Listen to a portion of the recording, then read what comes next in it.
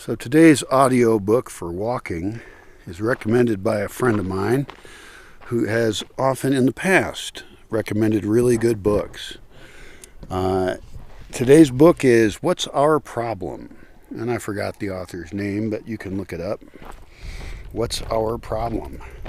And I would just react based on the title that we should probably pluralize that because we have multiple problems that it helps to break them down. And I'm enjoying the book greatly. But as the author points out in the very beginning of it, that you need to take a look at the physical book because there's diagrams in it.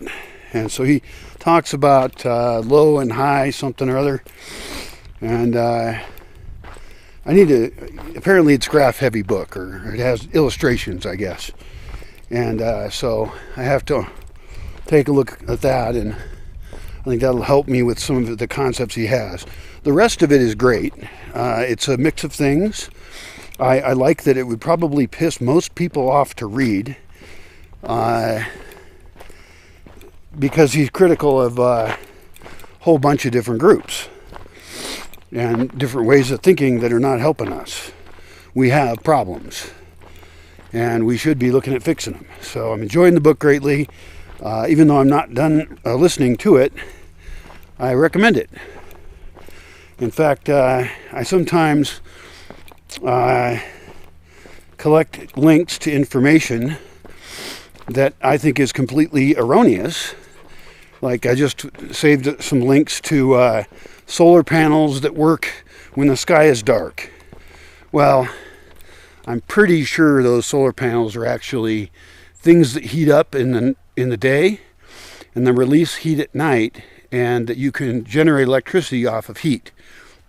There's something called piezo something, I don't know what it is, where you can actually generate electricity off of a fire.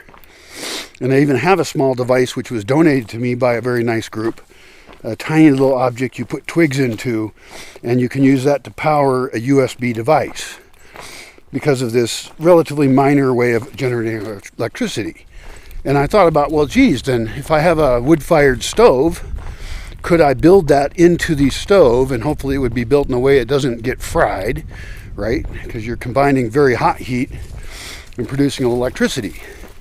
And then I thought, well, whatever these solar panels are, first of all, it's ridiculous. They're not producing electricity at night as solar. It's all about the heat. And I barely read the articles. I saved links to like 4 articles about it. But it made it sound like these solar panels generate power at night. No, it's gathered solar heat that produces the electricity, which then made me think again of my favorite technology currently, which is the evacuated tube solar hot water heater.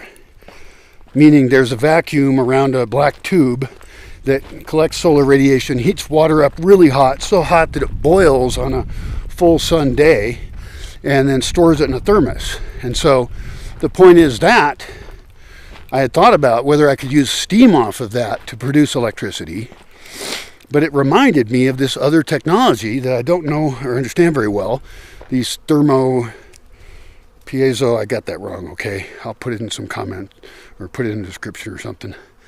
But that would produce electricity all day long using this technology I know very little about. And I don't know how much electricity could be produced. But I think there's no moving parts, which I really like because I'm against moving parts. Moving parts break. I'm not, religiously against all of them, obviously. But anything that can break will break. So this is my new thought for a different purpose for those magic evacuated tube solar hot water heaters, is that we could combine this other technology with them to be producing electricity, not with steam, which is also still a legitimately interesting idea, but with this kind of a strange, I don't know how that works. But if it works at a tiny scale with a little thing that you put twigs into and burn a fire, then certainly the sun, the hot, burning sun, which I'm under right now, could produce a lot more heat. And that's better than photovoltaic, potentially.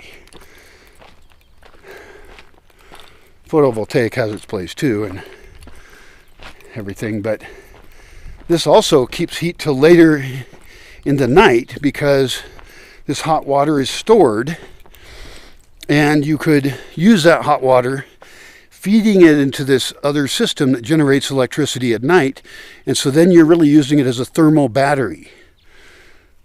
That sounds exciting to me.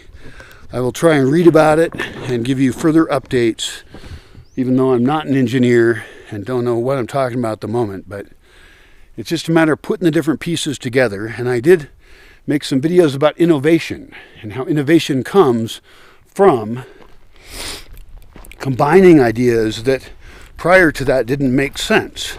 Because when I looked at this for fires and stuff like that, I was like, oh, I'm still burning wood. I don't like that. It didn't fit. I was like, this thermo whatever they're called thingies didn't fit. But if I combine that with these magic devices that are producing heat in the most efficient way I can possibly think of, solar power without photovoltaic, and then that at night, even when we want more electricity, right? And batteries are the big flaw in solar power, in photovoltaic. If they're producing it at night, then we've moved that energy from the daytime into the nighttime, but it would also produce energy all day. And so it could be charging batteries during the day and being used, but it would also produce it at night, reducing the need for batteries, because batteries, as much as they've improved, are the big flaw of photovoltaic.